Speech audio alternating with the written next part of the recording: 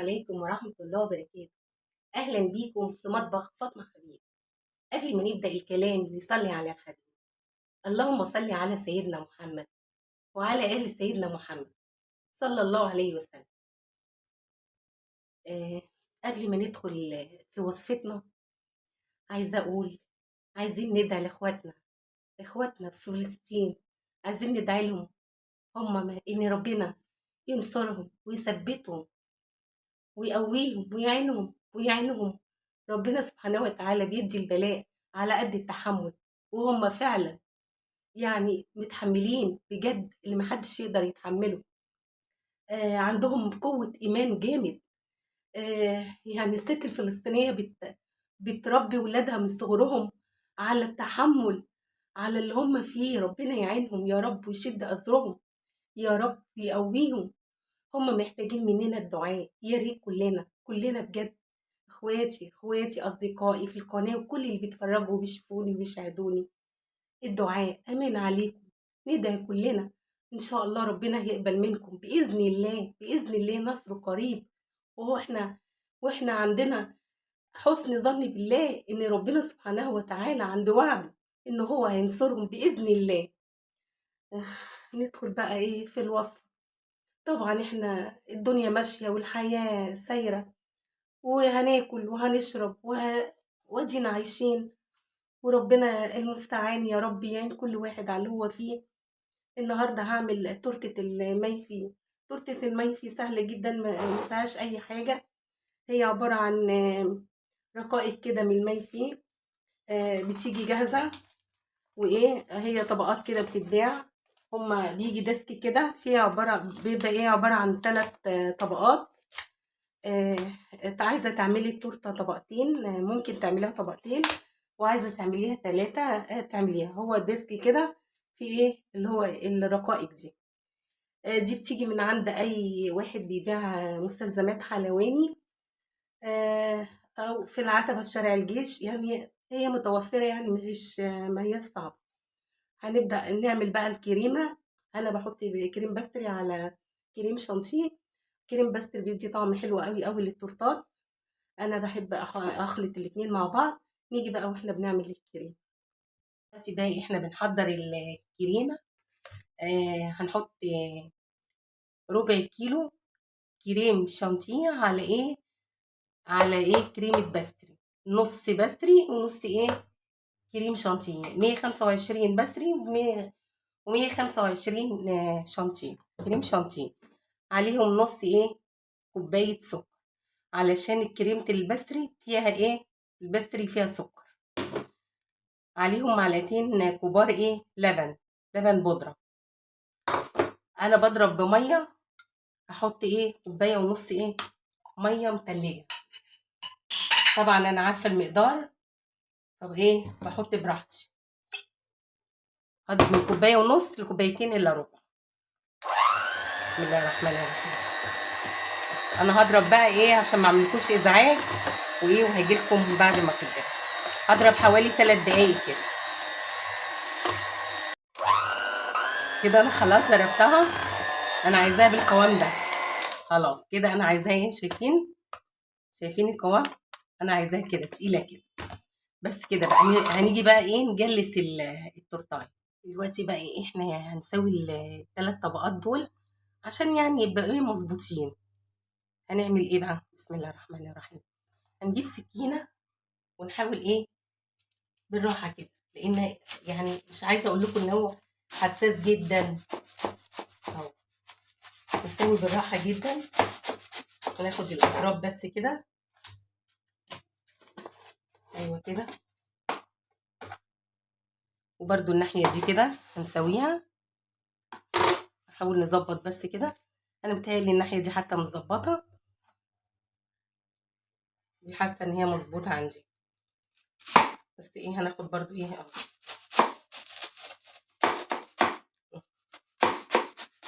بس كده. طبعا احنا مش هنرمي اللي انا خدته ده. هقول لكم هنعمل بيه احنا مش هنرميه. بس خلاص كده. نحاول بس نشيل اللي احنا الحاجات المكسره دي. عشان هقول لكم احنا هنعمل بيها ايه. هنعمل بقى ايه؟ بسم الله الرحمن الرحيم. نجيب طبق بس ايه ونلم فيه الحاجه دي.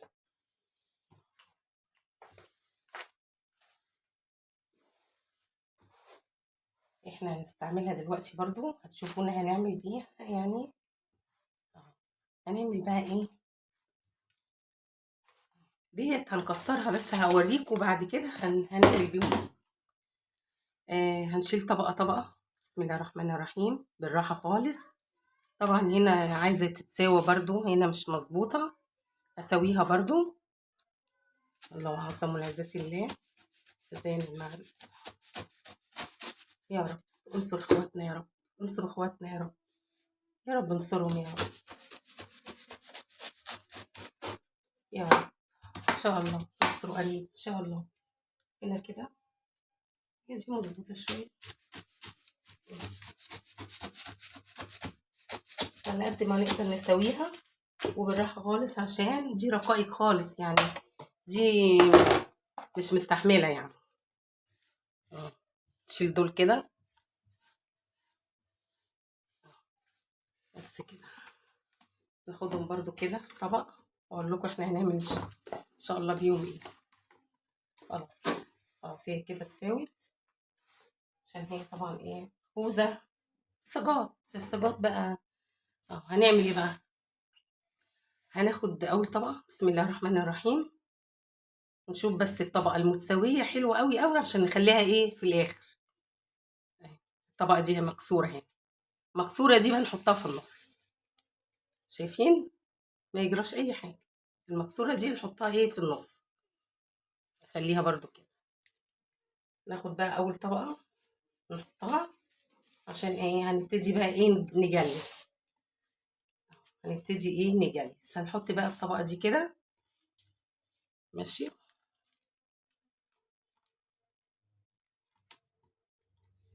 ونجيب بقى ايه الكريمة. طبعا انا عايزة بس عشان انضف حواليا، لان انا صراحة ما بعرفش اشتغل، وحاجة جنبي كده صعب صعب، انا بالنسبة لي انا بتبقى صعب، بتربكني، بحس ان انا مربوكة يعني. وهي ما يعني الرقائق دي بتقع لوحديها كده. هنعمل ايه بقى؟ هنجيب الطبقة دي، انا عاملة طبعا الكريمة حطيتها في كيس عادي خالص، عشان ايه تسهل عليا.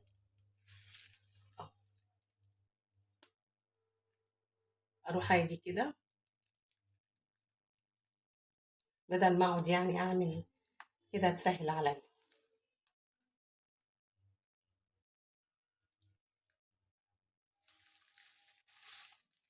الطريقة دي فعلا بتاخد يعني كريم شانتيه كتير، بس مش مشكلة يعني، انا هفرده. بتبقى يعني ايه كله بيبقى متوازي. نعمل بقى ايه، نجيب بسم الله الرحمن الرحيم، نفرد بس الكريمة كده بالراحة.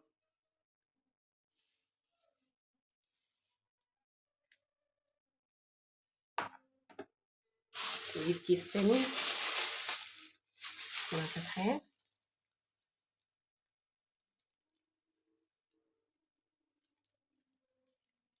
الحتة اللي ما فيهاش كريمة نحاول نحط فيها، عشان ايه يبقى كلها فيها كريمة يعني.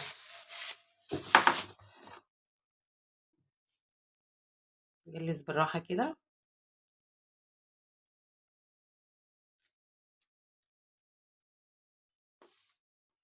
طبعا هي بتجري مني، انا عايزة احطها فوق حاجة، عشان ايه هي بتجري مني عشان انا المفروض ان انا ايه الزق على القاعدة حتة كريمة، فما عملتش كده فبتجري مني، فمش مشكلة يعني انا مستنيها بس كده. مش مهم طبعا ايه ان احنا نسوي ايه. أهو، خلاص كده هنحط الطبقة التانية، هنحط بقى الطبقة المكسرة، الطبقة المكسرة معانا هنحطها بس كده. بسم الله الرحمن الرحيم، ونجيب الطبقة المكسرة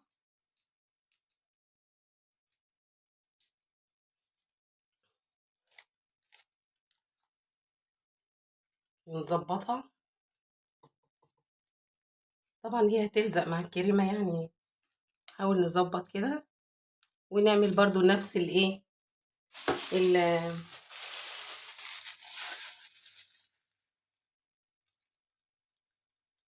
ممكن نعمل بالطول كده.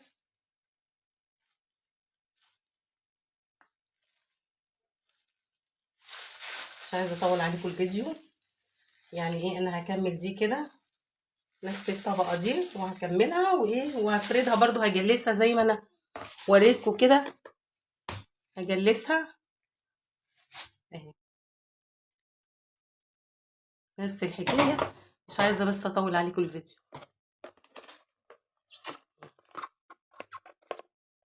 بس كده نحط الطبقه بقى اللي ايه اللي فوق دي، اخر طبقه، اخر طبقه ديت. بسم الله الرحمن الرحيم.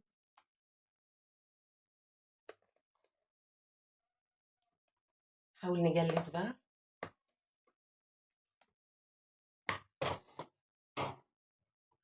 معلش كاميرا بس. نحاول ايه نجلس التورتيه.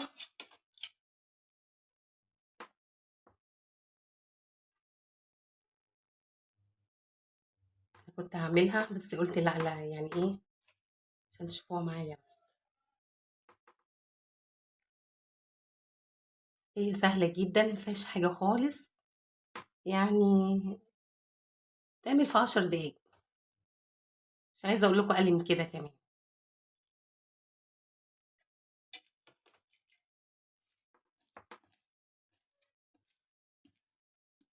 حاول بس ايه نخلي الكريمة كلها كده ايه، نحط الحتة اللي مفيهاش. طبعا الجناب دي كلها هتتدارى.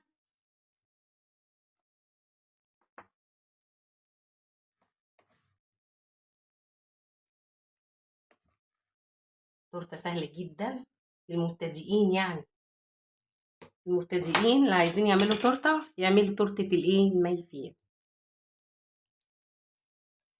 مش هيعملوا بقى كيك كيك اسفنجي. طبعا انا عامله التورتات اللي هي الكيك الاسفنجي في القناه.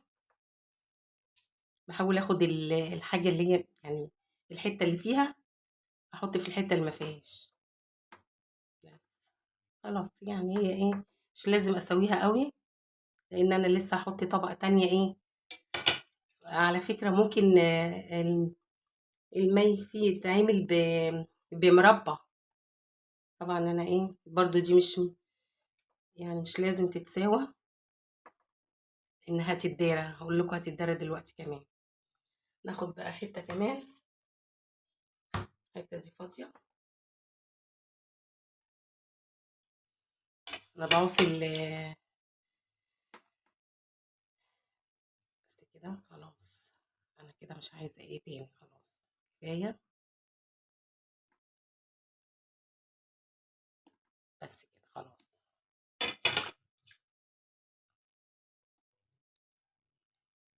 برضه احطها في التلاجة مش اقل من ساعتين.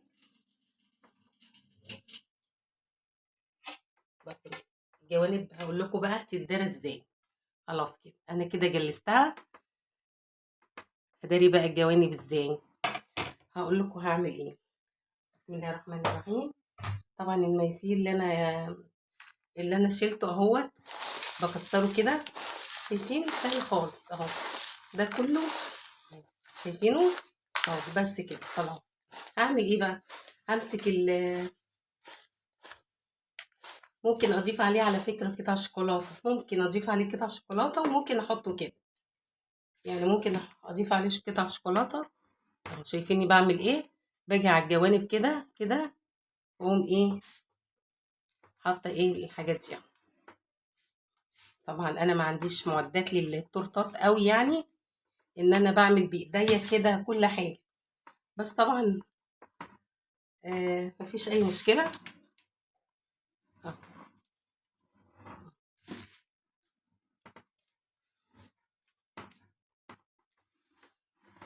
شايفين مم. شايفينها اتجلست كده خلاص. الحته اللي ما فيهاش انا مش عايزه الكريمه ايه تبان، بس كده. وهدخلها ايه، هدخلها التلاجة. هشيل طبعا كل اللي وقع دوت، مش برميه برضو اهو. هنضف برضو حواليا كده وادخلها بقى التلاجة. شايفينها؟ هنضف بس ايه حواليا كده اهو، بس فيهاش حاجة خالص اهو. الحتة اللي باينة فيها الكريمة بحاول ان انا اداريها. عايزين تيجي تعملوها بالشوكولاتة، عايزين تعملوها يعني بجوز الهند، اي حاجة عايزين تعملوها بيها تقدروا الجوانب بيها، ما فيش اي مشكلة. خلاص ادي التورته كده تعتبر ايه خلاص خلصت. فينش بسيط خالص. وايه طبعا انا هلم كل اللي حواليا ده عشان انتوا عارفين ان انا ما بطيقش حاجة كده يعني اهو. بس كده هدخلها بقى التلاجة مش اقل من ساعتين.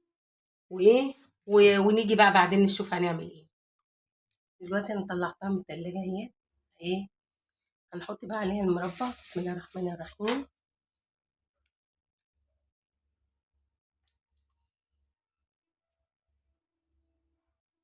طبعا احطها بحرص المربى علشان ايه،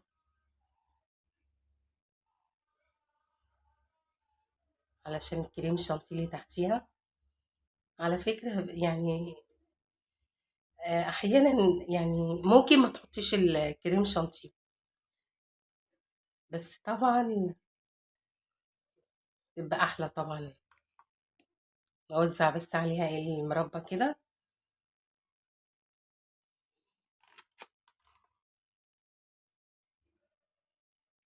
ما فيه بيبقى جميل قوي قوي قوي بالمربى.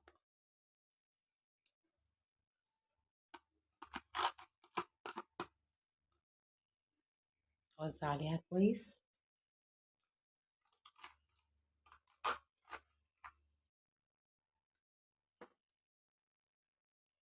خطوة تانية هعملها بعد المربى ما اوزعها.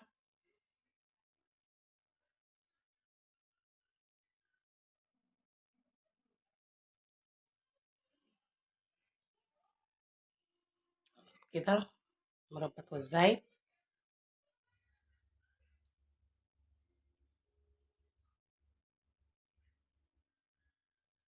طبعا دي مربى مشمش، دي مربى مشمش يعني. اجمل حاجة للمين فيه اللي هي مربى المشمش، اجمل حاجة يعني. احلى حاجة مربى المشمش.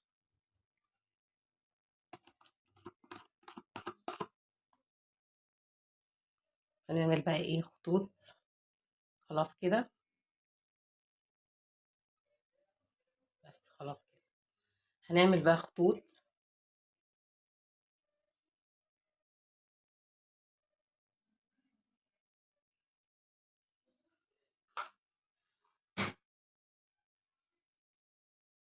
بسم الله الرحمن الرحيم. ممكن تعمليها بشوكولاتة بيضة، ممكن تعمليها بالكريمة. انا هعمل ايه، هعمل بالكريم البس. هعمل خطوط كده بالطول، خطوط طولية.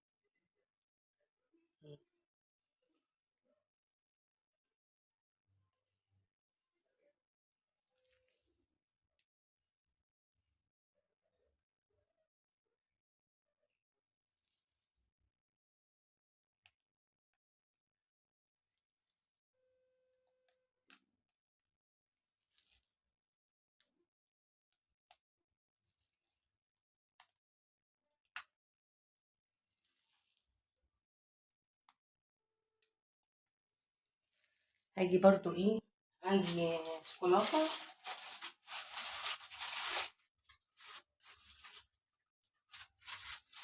عندي برضو ايه، هي ايه شوكولاتة كده بني. ليه قصوص الشوكولاتة انا عاملاه اقتصادي في قلب القناة.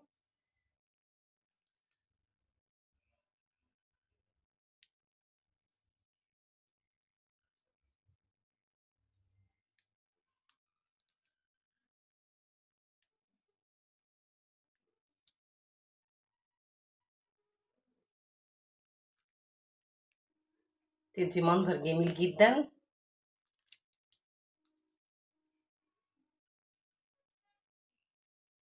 يعني ايه، ممكن تتقطع بتبقى جاتوه، ممكن زي ما انت ايه يعني كده. بس كده خلاص كفاية. هعمل ايه، هجيب خلة. خله بقى ايه، اجيب خله. بسم الله الرحمن الرحيم. اجيب خله بقى، بسم الله الرحمن الرحيم. هعمل ايه بقى؟ همشي كده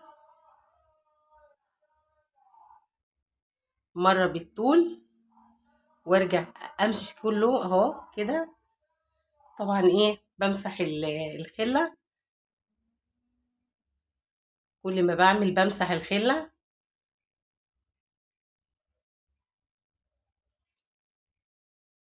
يا رب تكون الفكره واصله لكم، قد ايه هي سهله ما هي صعبه يعني.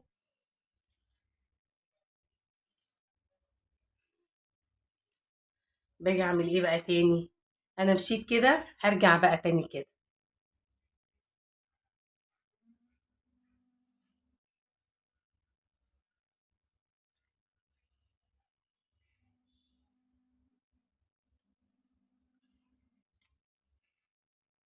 ده شكل جمالي حلو قوي قوي يعني.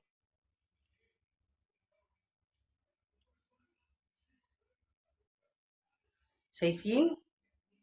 شايفين منظرها بقى جميل ازاي؟ هعمل بقى ايه حواليها كده؟ ايه، فستات يعني، فستات بالكريمه. دلوقتي ان انا بعمل، معلش المقطع دوت.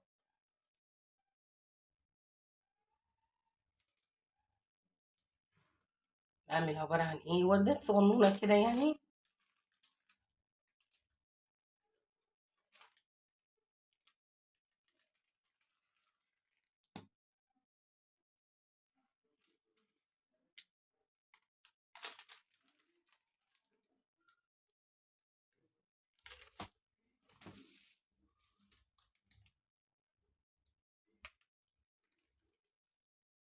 دلوقتي انا بنشتها وايه. طبعا انا عندي كريز، ممكن احط كريزه هنا كده يعني، اكسر اللون بس كده بسيط.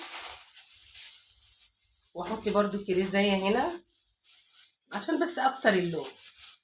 شفتوا يعني؟ يعني قد ايه بقى ذوقها ما فيهوش حاجه خالص، وسهله جدا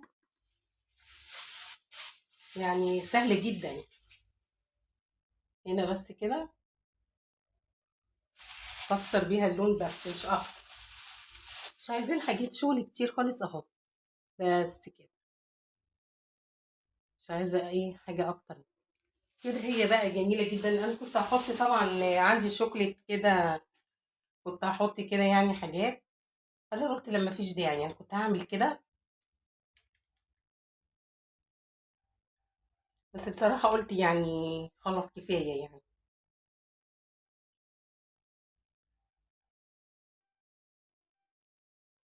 هي كده يعني حلوه قوي. مش عايزه حاجات فيها كتير، وهي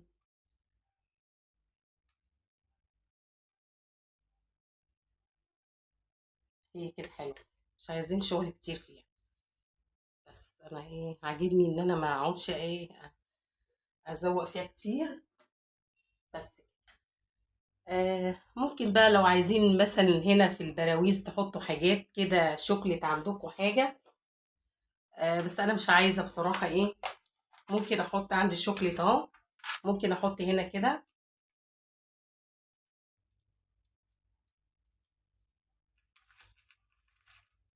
هنا عندي البراويز كده، ده شوكليت. عندي شوكليت ابيض برضو ممكن احط فيه.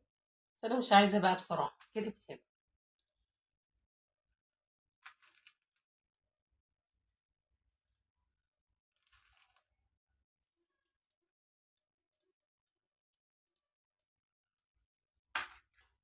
انا عاجبني شكلها كده بصراحة، سيمبل كده وجميلة. شوفها بقى ايه الشكل النهائي. حطها بقى في الكرتونة قدامكم كده وتشوفوها عشان رايحة لحد. أنا بقفلها في الكرتونة هي. عايزة اقول لكم قد ايه هي رقيقة وجميلة. يعني بسيطة جدا. شايفين شايفين قد ايه بسيطة جدا. هقفلها خالص بقى كده. ده الشكل النهائي. لو عجبكم الفيديو لايك وشير واشتراك في القناة. هقفلها خالص وايه عشان راحة لحد. والسلام عليكم ورحمة الله وبركاته.